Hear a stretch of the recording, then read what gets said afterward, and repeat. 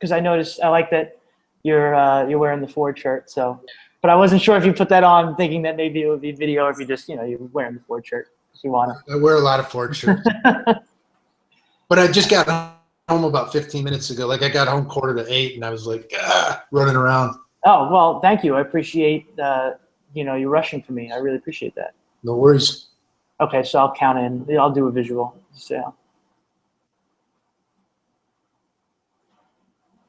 Hey guys, welcome back to Breaking Walls. My guest today is the host of PBS's A Craftsman's Legacy, and he also is the owner of Voodoo Choppers in Auburn Hills, Michigan. Our theme today is changing careers midstream, and we're going to be building a craftsman's legacy with Eric Gorges. So I want to welcome Eric to the podcast. Hey man, how are you? Good, thank you. I really appreciate you taking the time to sit down with me today. And I'm really excited for the upcoming season of A Craftsman's Legacy. Oh, thank you. Thanks for having me. I'm pretty excited about it myself. On the opening, and I'm assuming obviously that this means a lot to you, because on the very beginning of A Craftsman's Legacy, you mentioned that the 9-to-5 world was something that you worked in and you were chasing money and titles and that it almost broke you. And after a life-changing crisis, you decided to change your career midstream. I wonder if you'd be comfortable with talking a little bit about what led up to that.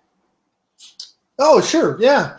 I think when I know for myself, when I was younger, your priorities are a lot different in life, and you look at things a lot differently. And, for me, I just wanted to, work in a corporate environment, and, was hoping to make a whole bunch of money one day and, have a cool fancy car and a, nice house and yada, yada, yada, and all the stuff that goes with it. And I was well on my way. I worked for a corporate company for a number of years. I got in there real young, and I loved what I did, honestly. But I ran into some sickness issues and some health issues, and it really made me reevaluate my entire life and what was important with me and what wasn't, and once I sat down and did that, I realized that I was truly happy when I was making things and working with my hands. Mm-hmm. So that's where it all started, honestly. And it was just a matter of deciding, all right, well, I enjoy woodworking and I enjoy metalworking. But metalworking to me is just a little more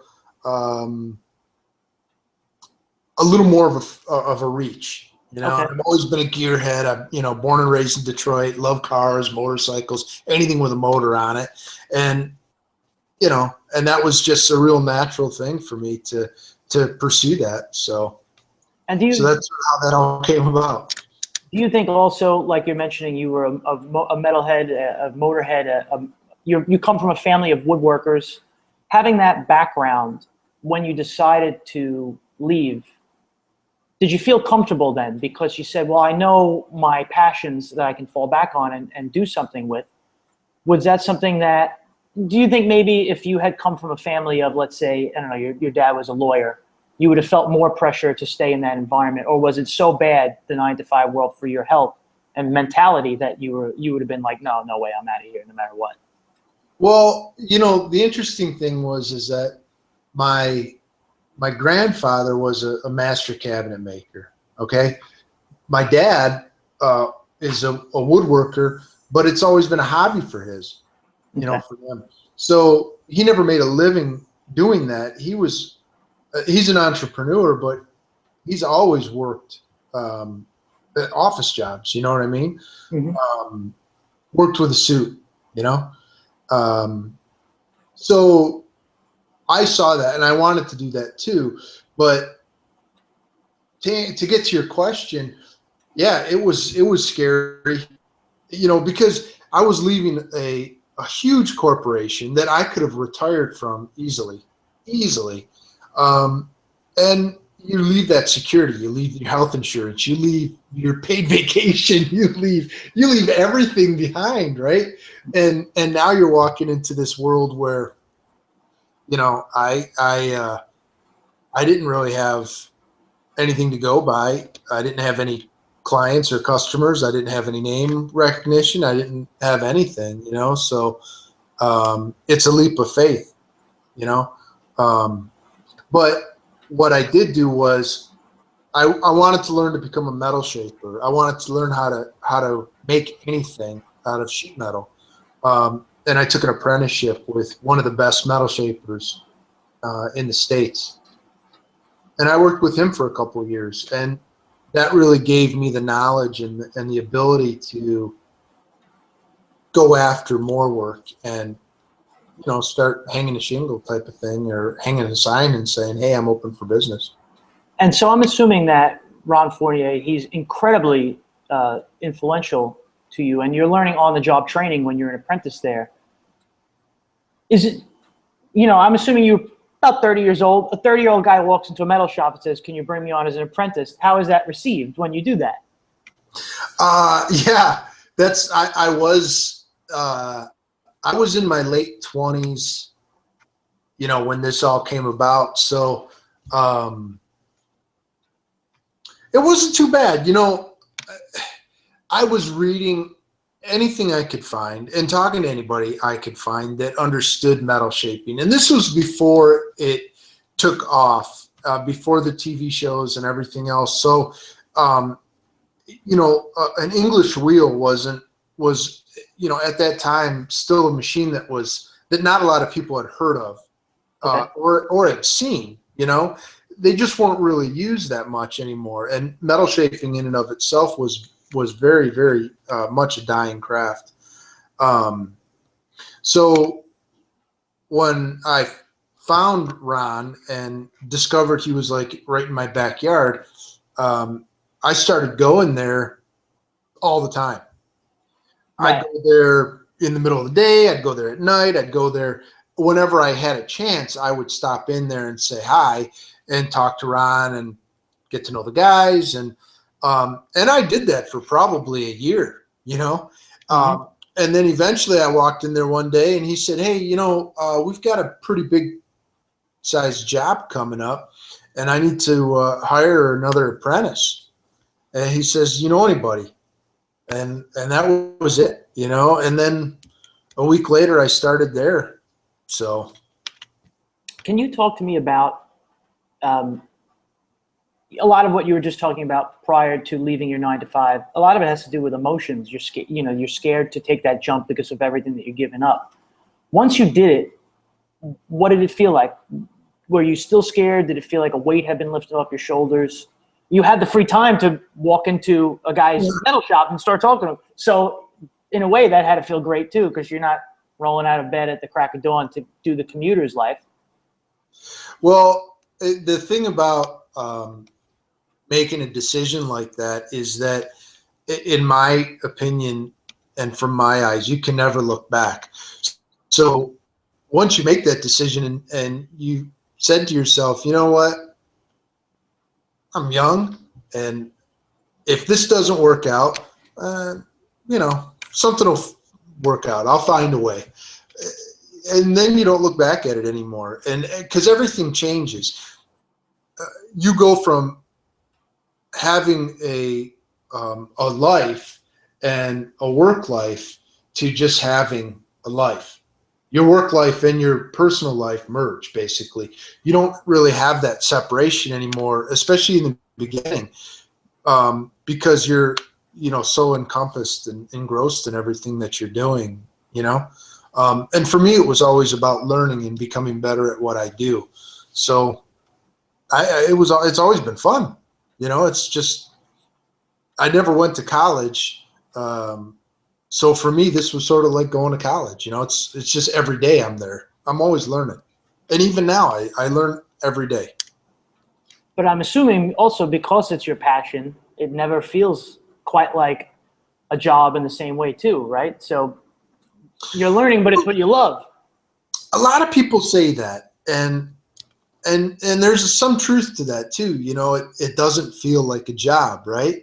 But I'll tell you what, it really does feel like a job when you're trying to figure out how to, you know, pay your guys, pay your bills, pay your rent. You know, you got people barking at you, and you know you're trying to you've got X amount of dollars, and you need to sustain for another, you know, 45 days or whatever that time period is, and you got to figure out how to make it stretch. Yeah, those times it really does. It really does feel like a job, but I think, it's the belief and the love and the passion that you have, and the willingness to say, yeah, you know what, it'll all be okay. I'll figure it out. You know, and I'm not shy about it, man. I've made a lot of, you know, financial mistakes in my time, and many times, you know, you got to cut down to one meal a day because that's what you got. That's what you can afford to eat. And, you know, macaroni and cheese is a luxury, and ramen noodles that's a go-to food for you, man, because it's a quarter. You know, it's just how life was and is at times. But Well, let me ask you this before we even go on and get into any of the details. Has it been worth it? Do you regret that you ever left? You say you can't look back. And no, I agree with you. I don't regret anything because, yeah, I made a lot of stupid errors, and I did a lot of things that maybe I shouldn't have done. But you know what? Right now, Voodoo Choppers is still in business. We're still building motorcycles for clients all around the U.S. I still love what I do, and now, you know, I've got another business that produces a television show that I absolutely love doing, you know, and I feel I live a blessed life. So you go through hard times, but those hard times, I think, you know, they teach you to really appreciate it when things aren't so hard, and, you know, you're not living in a basement. Exactly. Also, now you mentioned you obviously Voodoo Choppers is still in business, and you're talking about sometimes you don't have a meal to eat, or you're having to eat ramen and stretch it out, or you're eating tuna and white rice and things like that. But getting through those times, can I ask you, inside, Eric, the man, knowing that you've built up that resistance that, like you're saying, like let's say Voodoo Choppers closed in 2 years. You wouldn't be dead in 2.5 years. You'd figure out something else. You know what I mean? That like ability to be vulnerable and to figure things out. Can you expand on what that's like to somebody who's maybe 23, 24, trying to figure out their life as well? Oh, yeah. At the time when you're going through it, I felt like a complete failure. You feel like an ass. You know what I mean? Like, and at the time you sit there and you're like, oh man, you know, I'm pretty thick-headed here, but you know, something's going to break really soon. You know, you know, sometimes think that you're just too stupid to give up, or I'm just too stupid to say no and uncle, right? And go back to a normal job, as I say, you know. But yeah, many times you just feel like an idiot or a failure, or, you know, like you're wondering if, man, is this the right thing? And but I don't regret it at all, and I'm grateful for the experience. I'm grateful for, you know, getting sick and going through that experience. And I'm grateful for, you know, the other experiences that I've been through, you know, the low money and no money. Right. But also, had you gone back to that world at some point, there would be somebody would be making custom choppers that wouldn't be you, but at the same time, there would be a void of creativity potentially in your life. And you talk about how you think everybody is a craftsman or a creative person. I agree with that very, very much so. And I think sometimes the work world, the corporate world, things are done by committee. You know, you got to make sure that everybody thinks this is a safe decision to make before you do it, which is the opposite of going to business for yourself and trying to make something work. You're putting yourself way out there, and you might fall and hurt yourself in the process. But when you're going around, you're interviewing, blacksmiths, glass blowers, these people that are doing awesome creative things, and you're connecting with them as well because you're a creative person. Do you have any thoughts on how we can connect creative people with other creative people? Obviously, you have, with the Craftsman's Legacy, you're doing that. But even to help quell that fear of, can I make it? If just by talking to you tonight, I'm going to learn things and it's going to help me someday down the line. How do you feel about that? That maybe we're losing the craftsman in all of us as we go forward. How can we bring that back out into the forefront? That was always one of the biggest goals that I personally had with the show, with the Craftsman's Legacy. A really, really dear friend of mine who was instrumental in helping me connect the dots and get the show off the ground finally. One of the first things he said to me was, sit down and write down, what are your goals in doing this show? And no matter what it is, there's no right or wrong. It's your personal goals, and one of them was, and still is, to help people realize that there's nothing outside of their own personal reach. Anybody, can do this stuff. There's nothing magical about it. It takes time to learn, and these people that I'm working with are amazing craftsmen, all of them, and they have amazing skills. But I know for a fact none of them were born and knew exactly how to, make a knife. Knew exactly how to, carve a bow out of one piece. Everybody starts from day one at some point in time. And for some people it comes a little easier than others, but I truly believe everybody has the abilities in them. It's just a matter of finding what interests you and what you're good at, and then helping you find that combination to unlock it and teach you the dexterity of your hands and working with your eyes and your hands, and I think everybody can do it. Are you seeing in your area of the country, in Detroit, and you're traveling all over the place too for the show and I'm sure in general, do you see less and less people being craftsmen, or are you seeing a resurgence at the same time of people with a DIY thumb? Right now I think we're in a good place. I think for a long time our society had really taken a step back from handcrafted goods and handcrafted items, and the craftsman wasn't always looked at as somebody that works with their hands and is able to just make a good living at it and be happy, right? I think a lot of times people were looking at craftsmen as like a secondary thing, whatever they wanted to do didn't work out, so now they're working with their hands type of thing. Am I making sense? Yeah, that does make sense. I think a lot of people at one point in time looked at trades like that, and now I think that's changing, thank God, because that's far from the truth. I mean,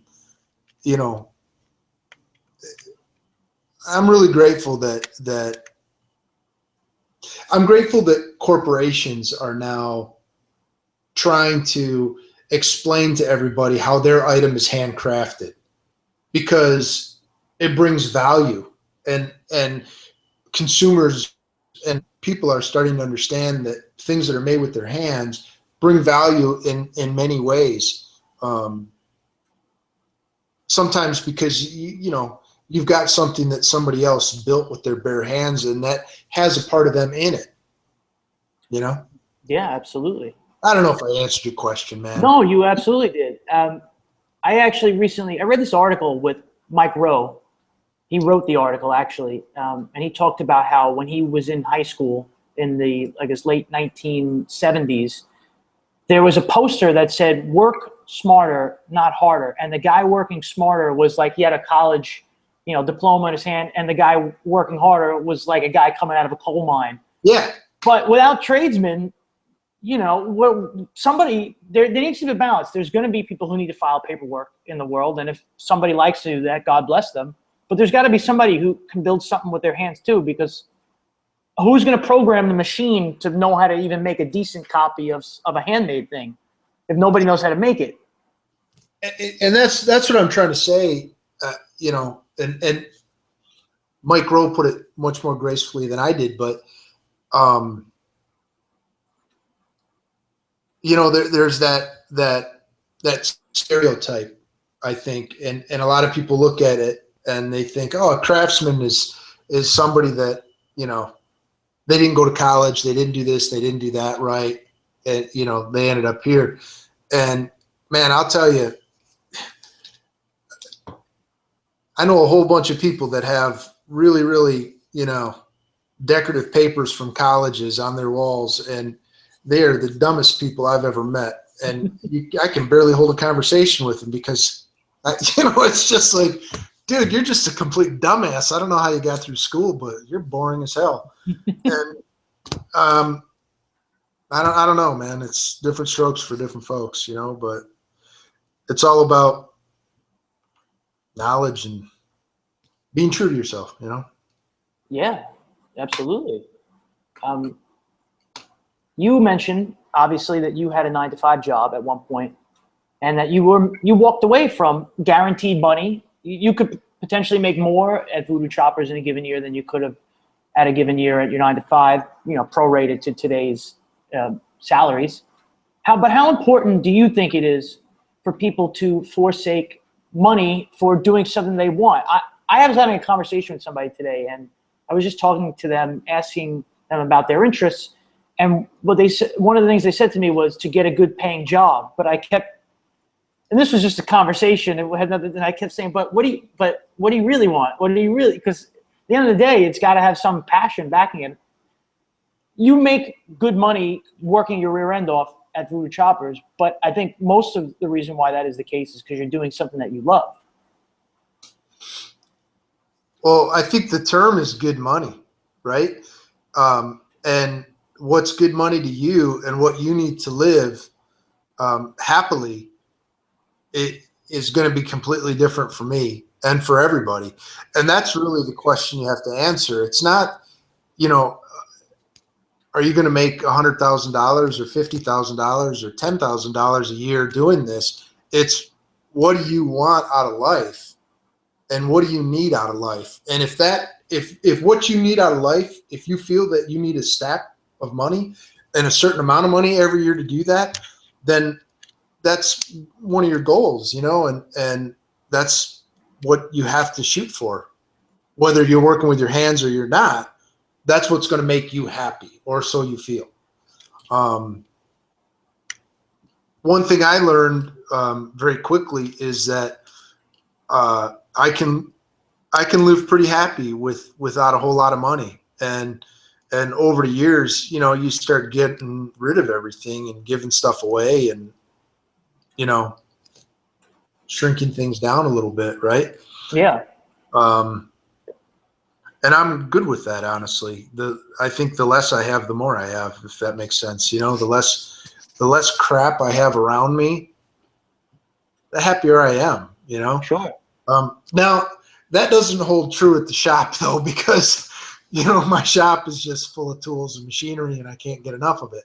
But, at my house, I'm okay with little, Yeah. Well, the tools are also your grown-up toys too, in a way, of course. Well, it's how you put food on the table. Yeah. Absolutely. Yeah. One of the things I did when I started Voodoo was I literally put every penny back into the company for a number of years and lived off of hardly anything. I lived off of side jobs. So if I took in a little welding job or something like that for somebody, set that money aside, and and I also at the time had a wife that was in a position that I was able to do that, so.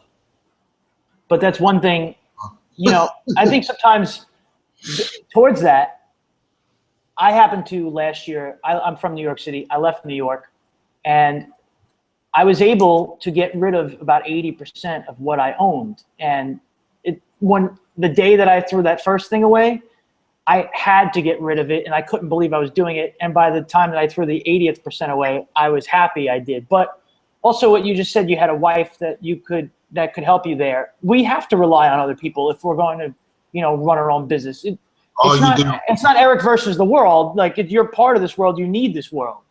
Yeah. Yeah. 100%. I mean, with Voodoo Choppers, there's always been a ton of people that have helped me. Not only like physically at the shop, but I'm just, support people you could talk to, people that'll help connect the dots for you. And with the TV show, I mean, holy smokes, man. I couldn't go down the list of people in a short period of time. I mean, there's so many people that put this show together, and all the behind the scenes stuff and all the phone calls and all the just everything from finding and casting to social media and just everything. There's so many different people, and it's amazing. Do you believe that if you're true to yourself, you'll know the difference between good pride and bad pride? Like, if you're afraid to reach out to somebody that can help you, that seems to me like foolish pride. But if you know who you are, the difference. Like, there's a difference between that or somebody walking all over you, for instance. Like, how do you stay clear and true to yourself?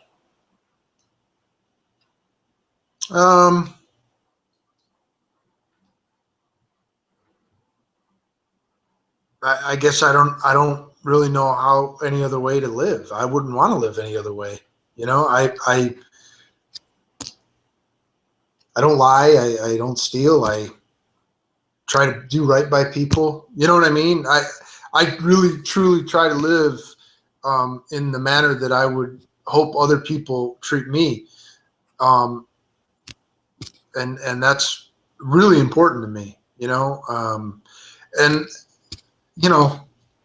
even at the shop at Voodoo, I mean, one of the hardest things to do for me is to say, we brought this job in and I'm going to have this job done in X number of days. That is the hardest thing for me to do. And you know why? Because everything we do is completely handmade. And, some days I'm on and some days I'm not. And some days I just I can't see it. And I need a couple days to figure it out, or I need time to figure it out. But one thing I've always done is, I've never bullshitted or lied to customers, man. And, you take some licks, some people get fairly upset if their project's not done on time. And sometimes you have to. You do whatever you have to make sure it's done on time. But sometimes you just got to be straight with people and say, hey, this is where we're at. I'm doing everything I can to get you done. And I know when it's done, you're going to love it. And please trust me, Yeah. I remember on the woodworking episode of A Craftsman's Legacy, you mentioned, you joking with the guy, how many times I welded something on backwards or something. Because you make everything by hand, does that help you take things one step at a time? Because you can't rush it. You're building this with your hands. It has to take, because you're saying, I hate having to tell people, oh yeah, I'll be done in 3 weeks, a month. How could you know that at the beginning? Is that a good way to keep you like in the moment because you're making it by hand? It does. One thing that I've really learned, and I think it's come with age and with what I do for a living, is patience. When I was younger, I had no patience at all. I wanted everything now, and I just had no patience for anything ever. I have a lot more patience now. I'll sit back and take my time with stuff, and if I'm working on a particular job or a particular piece, and I really, in my mind's eye, see it this way, and know that, man, it's going to take me another 2 days to get it there, then so be it. You know, I mean, if it's going to only take me 2 days to get it there, and at the end of the day, I'm going to be super happy with it, and I'm going to be proud of that piece, what else should I be doing? You know, I mean, it's not about sitting down and saying, oh, well, you know, I only, you know, budgeted X amount of time for this, and if I spend more time on it, you know, I'm making less money on it. And I don't know. You make less money on it, but you're happier with it at the end of the day. You're proud of it at the end of the day, you know? How do you feel about, we were just talking about the Mike Rowe article, and that tradesmen, it's looked down upon a little bit. And it's coming back that that's not such a bad thing. I think because we've been outsourcing, most of our stuff has been built in other countries for years. And how do you feel about, you know, there not being shop classes in high schools and somebody's going to a trade school instead of college, that being looked like that's a second class citizen maybe? Or I went to a college that had an engineering program that was the basis of the college that by the time I got there didn't even have an engineering program anymore because of such a low, you know, enrollment rate. I think it's horrible, man. You know, we've been around how many thousands of years, and just within the last, I don't know, 80 years as a society, we've decided that if you don't go to college, even less than 80 years, what, 50 years, if you don't go to college, that, you know, you're not smart, you're not this, you're not that, right? I mean, right, yeah. That's ridiculous. I mean, it's foolish. And now it's just unfortunate that we've stripped our future of the arts, of working with your hands, of experiencing life and being able to sit back and create just for the sake of creating. You know, we've robbed our future of that because we feel that it's in the best interest that they, you know, do other things and learn core math. I mean, Jesus, you know, it's ridiculous. So what you're saying is that we don't have any use for trigonometry in the real world? No. What I'm saying is that it's a shame that, you know, that we've decided that those lessons in life aren't valuable, and that children should get those lessons elsewhere, because what's happening in reality is that they're not getting the exposure to the arts. They're not getting exposure to music, to woodworking, to working with their hands. I mean, it's sad when you go up to a group of kids and you say, hey man, who here can tell me what a Phillips head screwdriver is? And none of them know that, you know, or they don't know how to use a screwdriver in the first place. I mean, that's not a good thing. You know? Do you think that maybe even we're losing bonding processes then? Your grandfather passed down his skills to your father, who passed them down to you. And every day, although you're not doing woodworking for a living, but every day that you go to Voodoo and you make a bike, you are your grandfather's legacy. You know, that's getting passed down. Yeah. And you know what? Anytime I walk into a woodworking shop, it brings me right back to it, because that smell, the aroma, the machinery, everything about it, you know, it reminds me of being, you know, 8 years old and working on something with them, you know what I mean? And we're robbing and losing out of those bonding experiences, you know? I mean, early on, I don't think it ever made the broadcast openings, but early teasers when we were going after funding and building funding and stuff. One of the lines in the opening was, at one time, a craftsman made, the sword to protect your family. At one time, the craftsman made the church to worship your God. And that really is the truth. I mean, at one time, we were known by what we did. Not where we worked. Exactly. You were known as Joe the blacksmith, right? Or, Bob the mason. And that was you and your legacy and your family. Your son would become a mason, your son would become a blacksmith, and his son, and so forth, and that's how we lived as a society and grew, and now we're so far from that. But the other thing is, you wouldn't have left. Now, I'm somebody, obviously we think similarly in that I've always enjoyed not being in the 9-to-5 world more than I have been being in the 9-to-5 world. But you wouldn't have left your 9-to-5 job if building motorcycles for you wasn't fun. But at the same time, you are making a living and you're able to live. Have we forgotten that building things is fun? Like I grew up with Legos and I grew up with erector sets, and these were toys when you were a kid. I'm also, I think, part of the last generation that's I know what it was like before the internet, and that's like getting lost forever. Yeah. Have we forgotten that you don't have to work in a corporate environment to have fun and still make money at the same time? Yeah, I think a lot of it just goes back to what's important to everybody, and it's also, I don't know if you have children or not, but once you start throwing kids into that mix, things become really complicated because, now you're looking out for their best interest and their health and and now, you have to make sure you've got food on the table for everybody. And, and that's tough too. But would you say that fire helps drive you at the same time? Healthily. Yeah, absolutely. You don't have the option of failure then, Yeah, but that could break somebody at the same time, right? I guess maybe when you look at your kids' faces, that's what also keeps you going.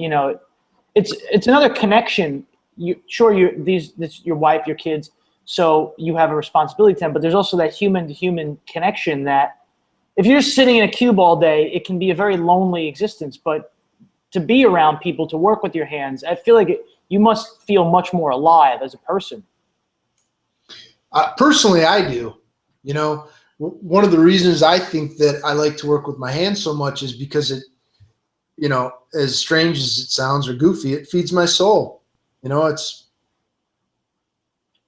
matter what I'm doing, I find peace at it. And I'm okay doing that alone and being there in that moment and enjoying that one thing. And a lot of times I think we forget that. We forget what it's like. You bring up just a little while ago, you mentioned playing with Legos and Tinker Toys, right? And it's one of the examples that I often use when I talk to people is that almost everybody that went to school remembers making a Christmas ornament or making a Mother's Day card or Halloween decoration, right? Because that's what we did to learn those skills in school and social skills and whatnot. And you think about the joy that brought you then and how excited you were. You made a little something for Christmas for your mom for a present, and man, you did that in the beginning of December. There was no way in hell you were going to make it to the 25th. You know what I mean? Yeah. As soon as it came home, you were giving it to him because you were so excited. That was something I made, and I did this, and this is for you. And that's still in us. We just lost how to get it. We just forgot that exists and where that comes from. And that's what really sucks, That's what we need to find again is all that joy and passion that is in us. We just need to unlock it. You just mentioned something also a couple of minutes ago, the joy of unlocking this passion. You said about being alone and doing it, and that you're okay with that. I feel like maybe sometimes people are very caught up in not being, like, if you're alone, you self-medicate with various BS instead of making stuff like you're saying. And let me ask you this.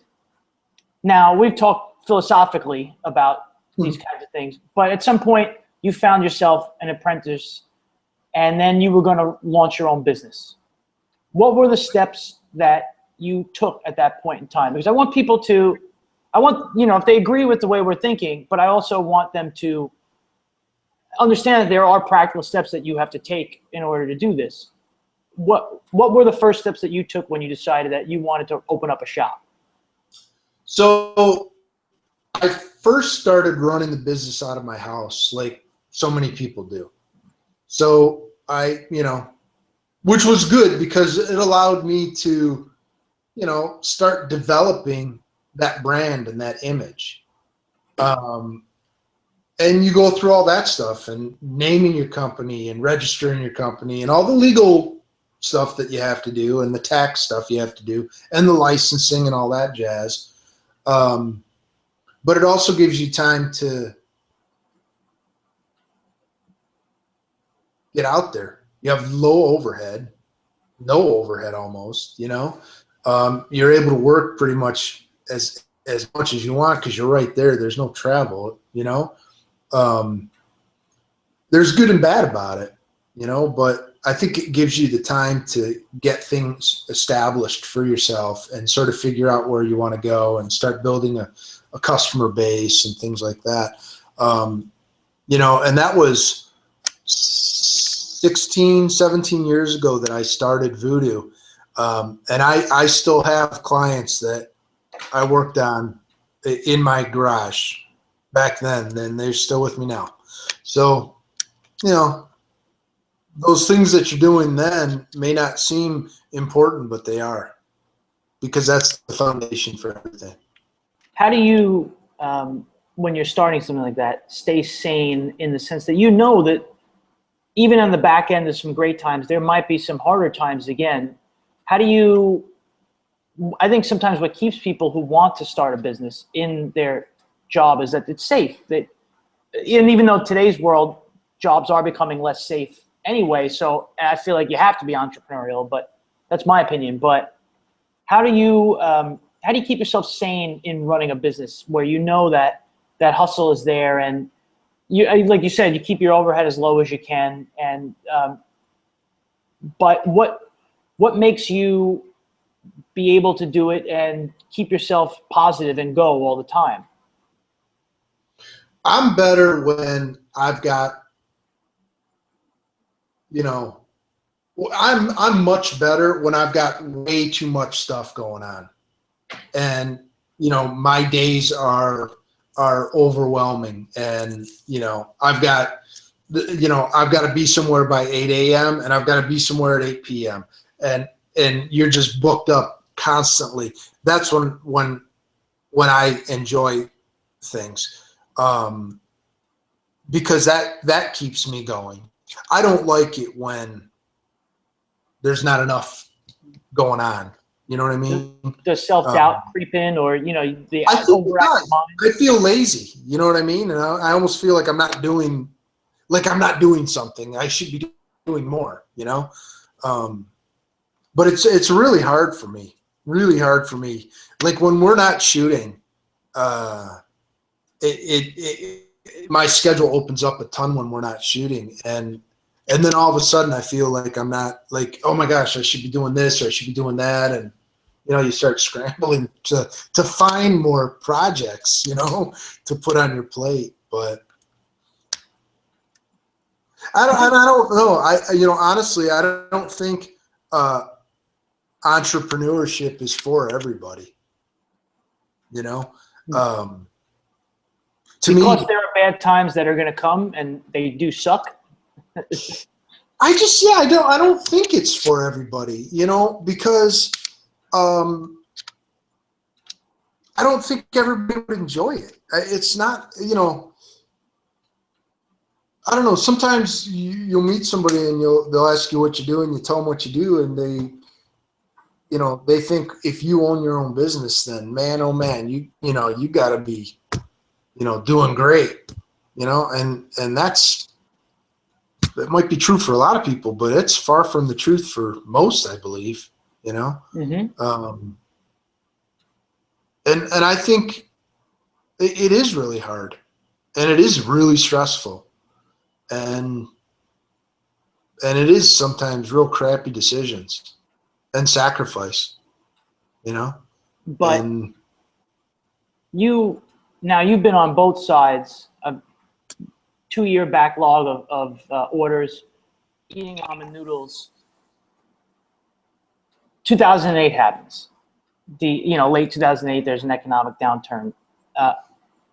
You're from Detroit, and I personally, I've never been to Detroit, but people who aren't from Detroit, you hear all kinds of stories about what has happened in Detroit since, I guess the car industries have folded up shop and left.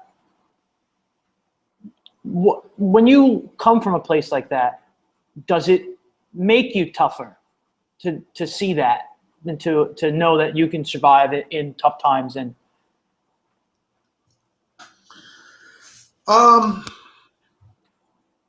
one thing about Detroit is that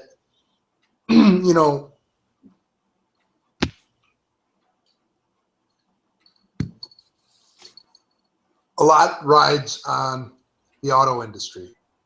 So it doesn't only affect the people that work directly for the auto industry, the people that work at Ford and the people that work at the other auto manufacturers, but it affects everybody because there's so many thousands of people and businesses that support the different tiers that are all around Detroit. So when I was growing up, and prior to the 2000s, man, you'd go down a stretch of 9 Mile and it was just loaded with job shops, small little independent machine shops, family-owned businesses, maybe a couple guys working there, and they were making some widget that was being used on this vehicle, but they supplied one of the tiers that supplied another tier that supplied another tier that supplied the manufacturer. So that's why Detroit economy is always based and goes up and down with the auto manufacturers. So they say Detroiters are tough because we can go with the ebb and flow like that, and because you learn it, you live it. Chances are, if you live around here, you're tied to the auto industry in one way or the other. May not be directly, but in one way or the other, you're tied to it. So I think that has a lot to do with Detroiters. Plus, we just don't give up. I mean, Jesus, we've had, for how many years everybody talks crap about Detroit and how bad it is and how scary it is and all this other stuff. And now we're kicking everybody's ass because, Detroit's awesome. But now everybody else is learning that. We've known it. I've known it my whole life, and everybody else that's from the area has known it their whole life. But, now the rest of the world is catching on that spotlight, right? Because it really is a pretty unique place. I've been all over the place, and I've been to a lot of wonderful cities and beautiful places, but there's nothing like Detroit. It's always home. Yeah, it's home. And if there really was no market to build any kind of, you wouldn't be able to be in business there making custom motorcycles. There was no market for it based in Detroit. I do a lot of business out of state too. Right. Yeah. We ship a lot out of state, but I love what I do, and I'm glad I'm in Detroit. And that's another thing that, I take for granted a lot of times. For me, it's no big deal to get supplies. I can go, I can drive 5 minutes and be at a metal shop and picking up raw material 4x8 sheets of 18 gauge cold rolled, and 24 sticks of 1-inch DOM tubing to build a frame. Mm-hmm. I can be there 5 minutes and back. I don't have to think about it. Right. Why go anywhere else? Not everybody has that luxury, Like if you don't live in an area that does a lot of manufacturing, man, you got to think it through and order up and get it in and all this other stuff. If I run out of material, I go there and get it, and I'm back at work. Yeah. And that's one of the things I love about Detroit. You mentioned to me off air that you had been working on putting a Craftsman's Legacy together for about 6 years. Yeah, it was like about 5 or 6 years. Yeah. Where did the inspiration come from for a Craftsman's Legacy? It came from all the craftsmen, from all the people that have amazing stories.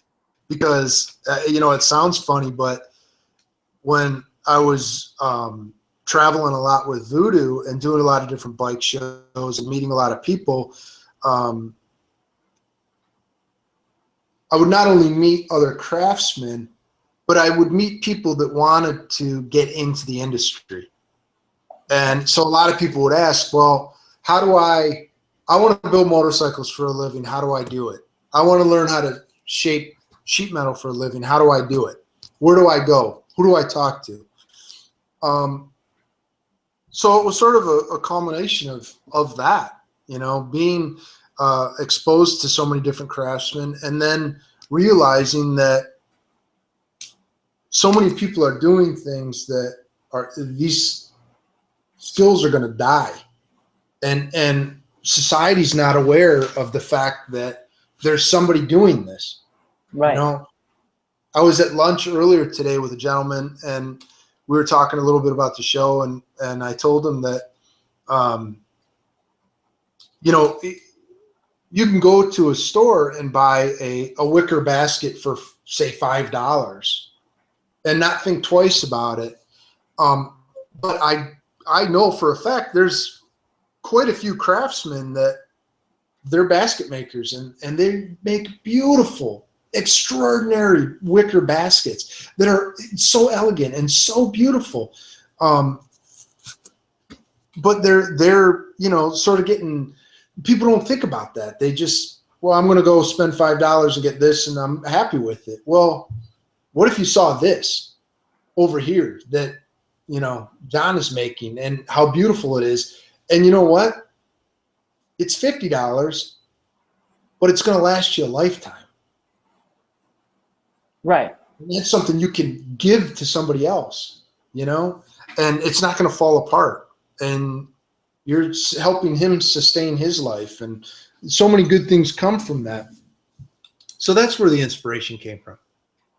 When you're putting together a television show like this, you were just telling me a story, by the way, and I had this vision of the story of John Henry versus the Machine, the American, and that's but at the end of the day, like we mentioned earlier, somebody can hand weave a wicker basket, and it's beautiful. But if that skill completely goes out the window, how can you teach a machine to make it for you? You need the people. Somebody has to know how to make these things, or nobody can make them. No machine can make them. Yeah, they get replaced. Right. And then we're using some, plastic for it. And to me, that's a dangerous line, because, okay, so let's say motorcycles are suddenly only made by a machine, and you're obsolete to what you do. Well, then what about the guy who can hand paint something on the motors? You know what I mean? It's kind of like you're saying there's a tiered effect in the Detroit economy. To me, with craftsmen, there's tiers there too. To me, if I don't know how to create art anymore, then there's no such thing as a graphic designer, because it's still coming out of that at the end of the day. Absolutely true. I mean, all of us, we're just a library, right? I mean, we're just holding on to this knowledge, and it's our job to make sure that that knowledge that we have is being loaned out and passed to other people, so that they can continue to grow and build on it and pass it down. you know, and when we forget that that's what we're here for, then, you know, we start losing skills and crafts, and they're really hard to get back, you know, impossible. Do you think maybe some of the hoarding of knowledge is like fear that if I tell you my skills, it'll diminish my skill because then you can do it too? I think those people are assholes.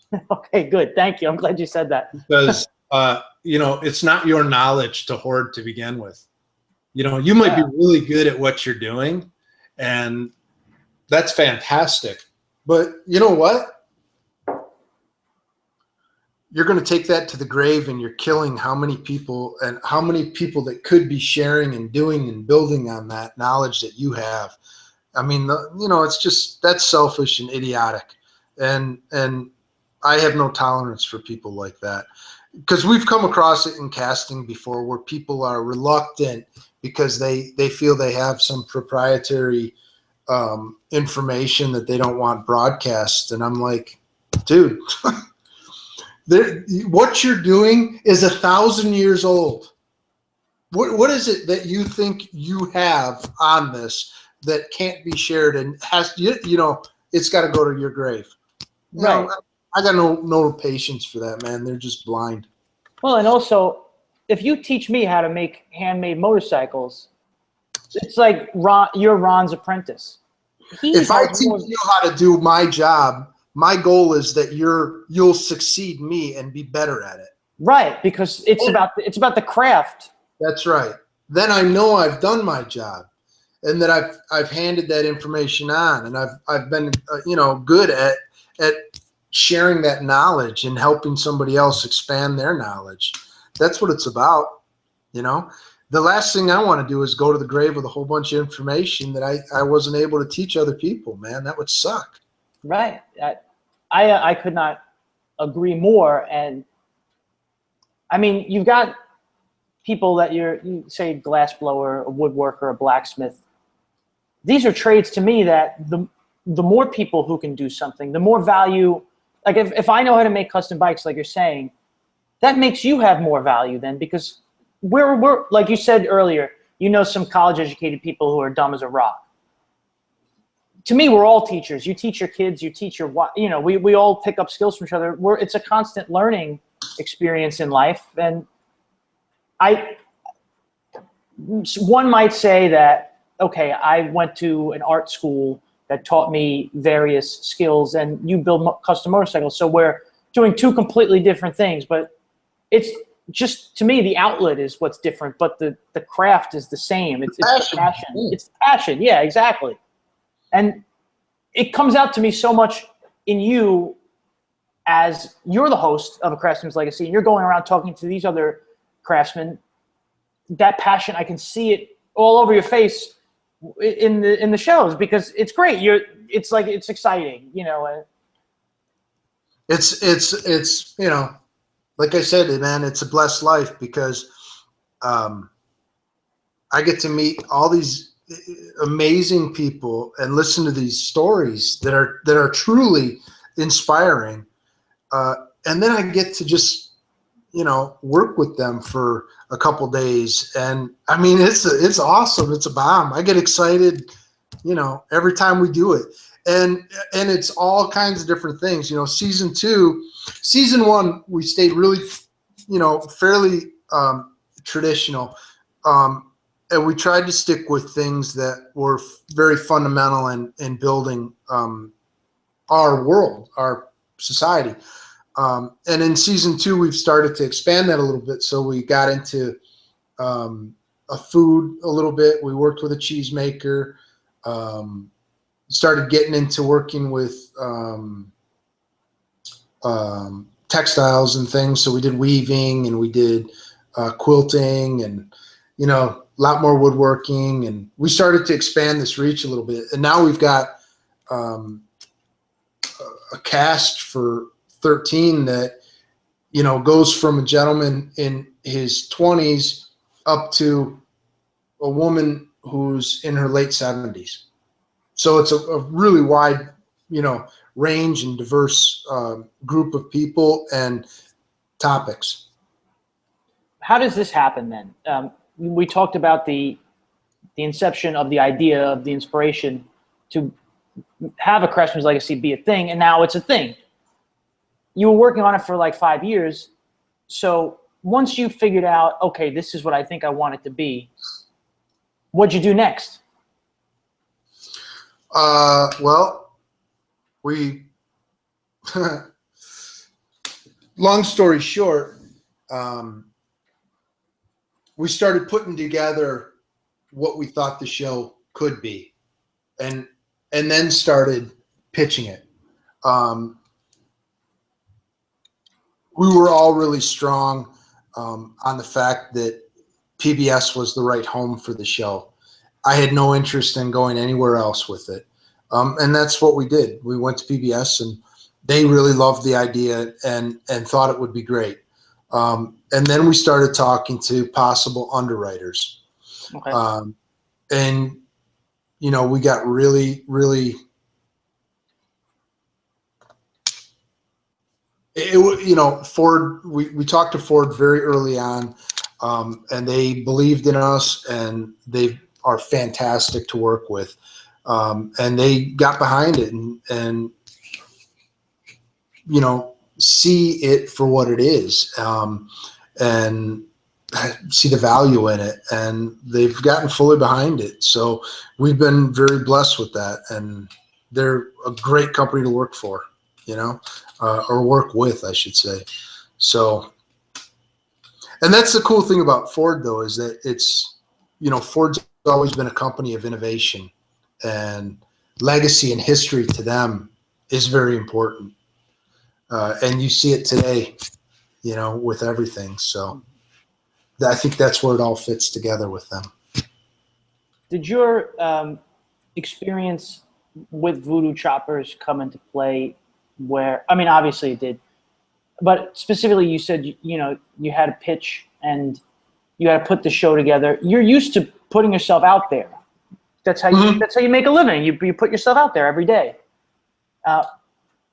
When it came time to do this, did you find that you were more comfortable with it, or was it also because you believed in the Craftsman's Legacy? This was something that you had sat down and thought out.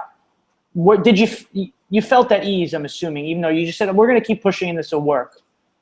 You know, it's always easy for me to talk about the show and the passion that goes into it, and the craftsmen and the things that we want to do. But you know, I've actually got a executive producer that, you know, he's the one that sells it, you know, and we work together, you know, so he's the one that has, you know, the numbers and all this other stuff and the demographics and all that jazz. And I'm the one that can talk to it and sit there and say, this is what I do and this is how I do it. And it works out great for us to be able to work that way. You know, with Voodoo, I'm the one that I sell the bike.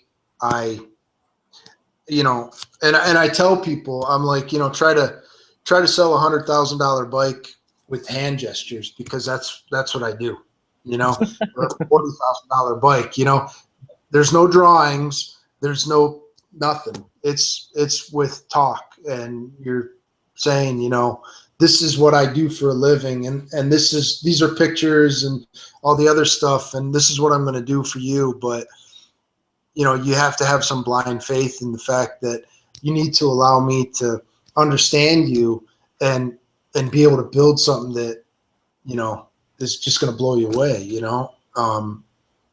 So. But you're selling people then on your passion, really. That's you are. Because, I mean, we're just talking and I can hear it in your voice, and I trust you, you know, because I know you're being honest. But there's also that fact that you're being honest with yourself then, because you know this is what I really want. And everybody in this world has something that they really want, and they can all go follow it. It's like you're saying, nobody woke up or nobody came out of their mother's womb as a gun maker. That didn't work that way. You would have pulled them away from that family that day, they would have never been a gun maker, even if they had it in their genes. We have it in us. We had to learn. Everybody has day one.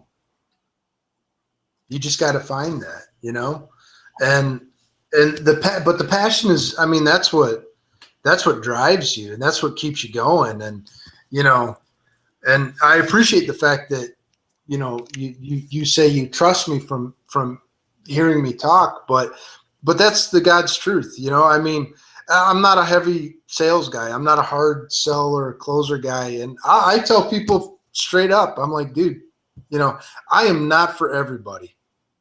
I'm picky. I don't take every job. I'll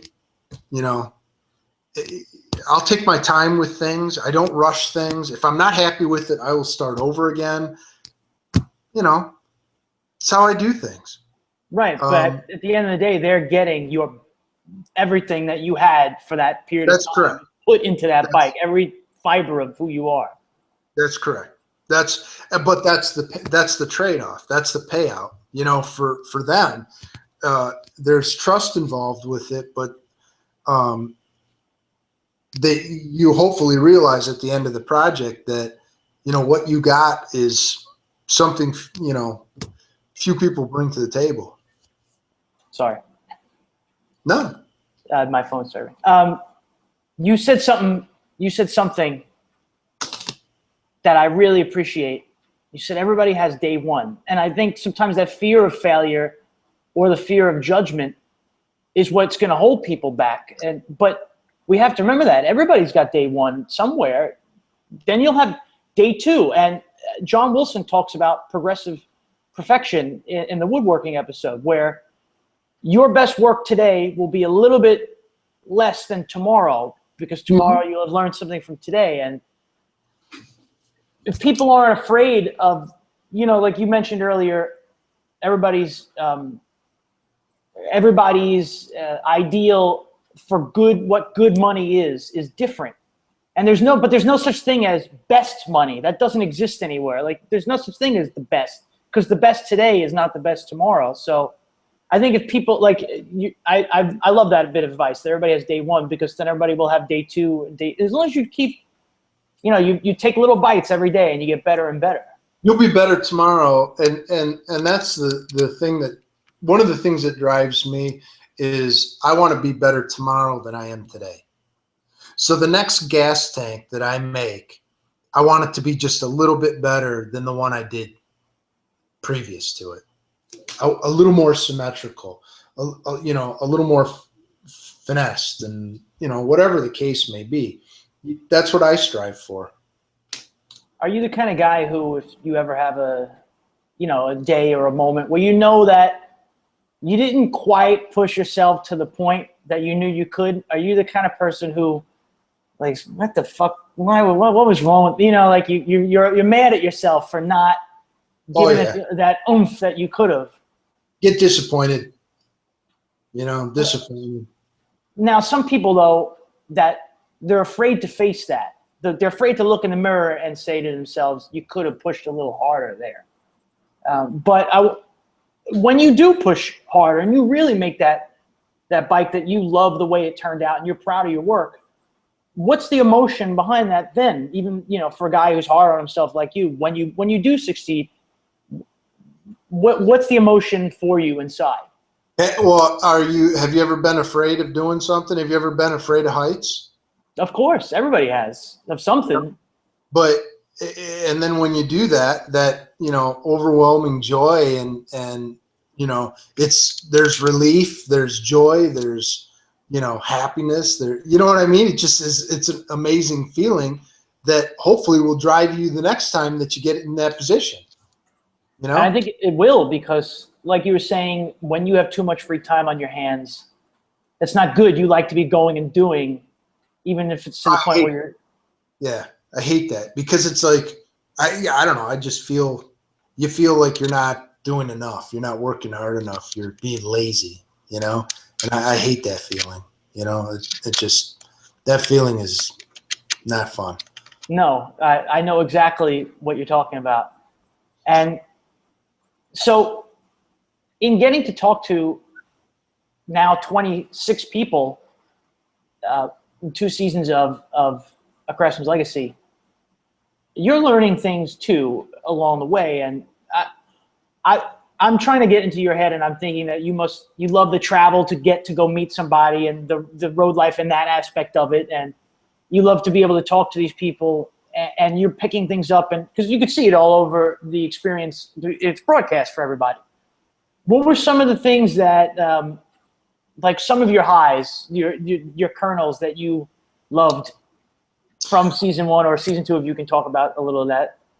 Yeah. You know, I'm always drawn towards the metalworking.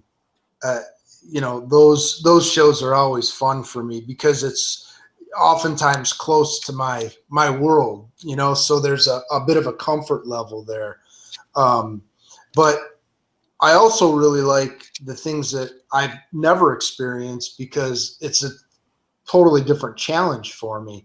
And there's a lot of things where I'm just not used to it, especially if you have to be really delicate with something, you know, and, you know, I'm so used to just crushing everything with your paws all the time, you know, so there's that transition there. But, you know, like I worked with, I went to a creamery and worked with a cheesemaker, a master cheesemaker. And those guys work in the middle of the night. So our shooting schedule was actually 2 a.m. to noon. Okay. Well, we just came off another shoot that wrapped at like 3 or 4 and then drove 2 hours and then got something to eat and, you know, went to bed and then got up at midnight to, you know, so that was tough. And man, those guys kicked my ass. I mean, that's really a lot of physical labor. I mean, you're lifting and picking this up, and putting it down and moving this and moving that and flipping the cheese and you know, so many times it's got to be rotated. It was a lot of work, man. I was sweating at the end of the day, man, exhausted and just really tired, you know, beat up. But it was a great experience. I'd never done anything like that before. It was amazing, you know? Yeah, and the smile is genuine. It's also it's like you're saying, it's about the experience of getting to do something. Yeah, I mean, it was so and Bruce, the master cheesemaker, he was amazing. I mean, super intelligent. All the chemistry behind it and everything else. It was truly amazing and pretty inspiring. You know, this guy, he started this, you know, started it himself. He had a day one somewhere, and now look at it. Yeah. I worked with some shoemakers out of Brooklyn. That was pretty cool. So, by the way, I live in Brooklyn. I'm from Brooklyn. Yeah. Well, they were from, I'd have to look it up again because I can't remember. But because I don't know New York all that well, you know. Mm-hmm. But we were there for, I think we were in New York for like 5 days or 6 days, something like that. So they were a lot of fun to work with, though. It's 2 ladies, and they hand make shoes. It's called Bespoke Brooklyn. Okay. Or Brooklyn, one of the 2. And that was just amazing to find out how many steps are involved with a pair of handmade shoes and the amount of time, you know. It's not a time thing about like how long you have to wait. It's the process that's involved. You know, they measure your feet, then they make a lasting, which is that wooden mold.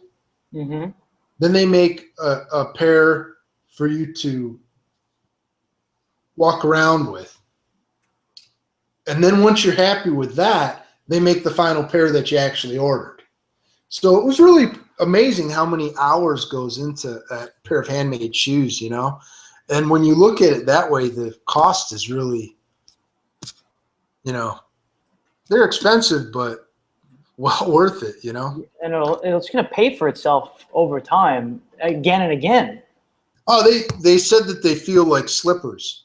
You can't even really tell you have a shoe on. You know, that's how comfortable they are because they're truly made for your foot. And they'll last you a lifetime, you know. I guess unless, of course, you gain a lot of weight or lose a lot of weight. Yeah. But again, you know, we live in such a consumer-based society where it's cheaper to manufacture things by machine and then turn them over, and you keep having to buy a new computer every 3 years and blah, blah, blah. But there are these craftsmen, these handmade things that you pour your heart and soul into a motorcycle every time you make it. And I'm sure it's lasting, whoever buys it, more than 3 years. You know, like they can last it as long as they want it, you know, basically. Yeah. And I bet if something goes haywire, they know they can call you because you built it from the ground, and you can say, oh, okay, I can see why this would do this. And there's that specialty, the pride and the relationship that comes there. You know, if I come to you and you have clients that you have had since they were buying things from you from your home before you had a shop, and they're going to be there and going to tell their children, as long as you're making bikes, you've got them, you know? Yeah. Potentially. But I think now that you've been doing this for, you said 16, 17 years, you've been running your own shop. It's been longer than that since you were apprenticing. You have a legacy that you're building.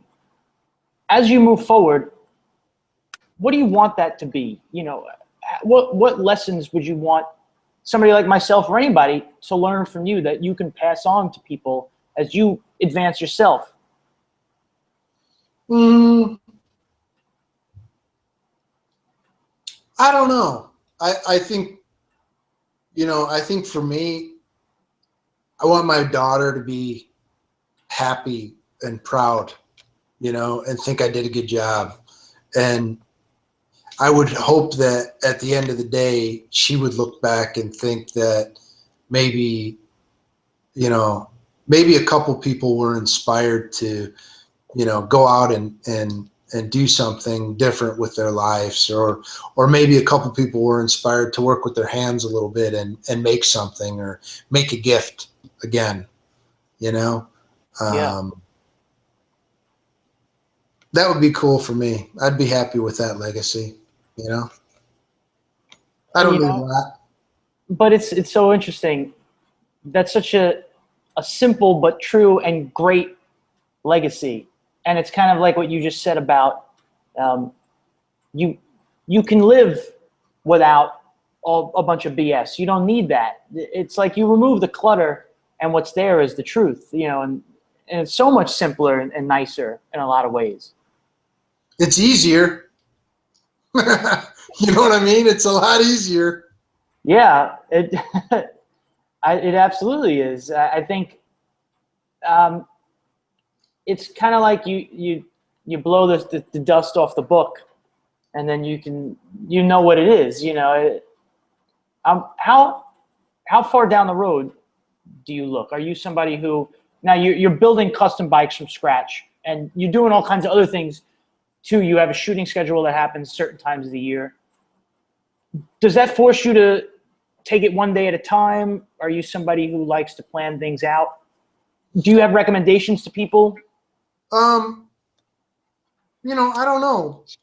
I know eventually where I'd like to end up, you know. Eventually I'd like to end up, you know, on some property and a nice little cabin and a river by that I can fish in all the time, and a good little shop I can, you know, make some art and make stuff in and teach other people and maybe sell something, maybe not.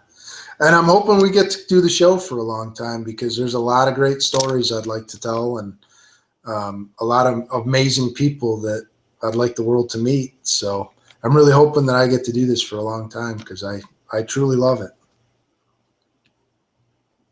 Let me ask you this too.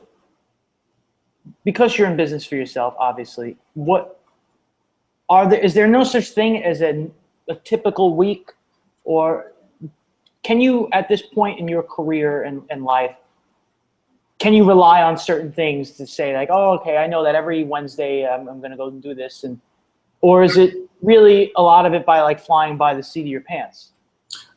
There's a couple things that I've learned. When I first started my business, man, I worked 24/7, literally 7 days a week. I was in my shop, and I was there 16 hours a day, easy. And I don't do that anymore. I know certain nights a week I have dinner with my daughter. Always. Very, very rarely break that. I will if we're traveling, but other than that, I very rarely break that. And I very rarely work Saturday and Sunday at the shop. If I go in Saturday, I go in for my own purpose, to do my own stuff, and I don't tell anybody I'm there. Because it's, the work's always going to be there, but we've only got so many Saturdays and Sundays in our life to enjoy what's around us. And if there's anything I've learned in the past 17 years is to take time and enjoy the experience that you're having and what you're doing right now. And I have a hard time with that, because I have a really hard time sitting back and understanding where I'm at today and what we're doing today, because I'm always thinking about tomorrow and I'm always worried about tomorrow. But I really try to remind myself of that more and more, and enjoy the experience of whatever it is you're doing, Yeah, I because think it's helpful. I try to tell myself every day to just be present, and everything else will take care of itself. Yeah. It's I think it's no matter who you are, no matter what you do for a living or what your hobbies are, it's got to be the hardest thing to do, to be in the moment as much as possible, because that's just life, But it's so important, like you just said. You do only have so much Saturdays. You do only have so much time to spend with your loved ones, and as great as work can be, even if it's your passion, those other inspirational things they add to that as well. You spread those eggs around. Yeah. I mean, I don't know. I work hard and I work a lot, and I'm proud of it. I love what I do. I truly do. But man, when I die, I don't want my daughter to think, well, my dad worked all the time. Yeah. That would suck, and I don't want that, and I want to experience as much as I can and enjoy those experiences, Yeah, absolutely. What I know that season 2 of The Craftsman's Legacy starts airing in certain markets on September 6th, but it's a different rollout. It depends on where you are. It's going to start airing at a different time. Yep. If someone wants to watch A Craftsman's Legacy and they're unsure about their own personal market, is there a website that they can go to? Can they go to pbs.com? Can they go to craftsmanslegacy.com? The easiest way is to go to our website, craftsmanslegacy.com, and all you do is you put in your zip code, or you can select by city, and it'll tell you the schedule for your market. Some cities are rolling in September. Some will roll in October and November.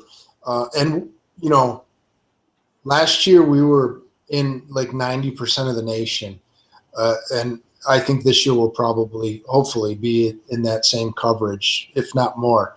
So, it's there for everybody to see eventually. You might not get it right away, but you will get it.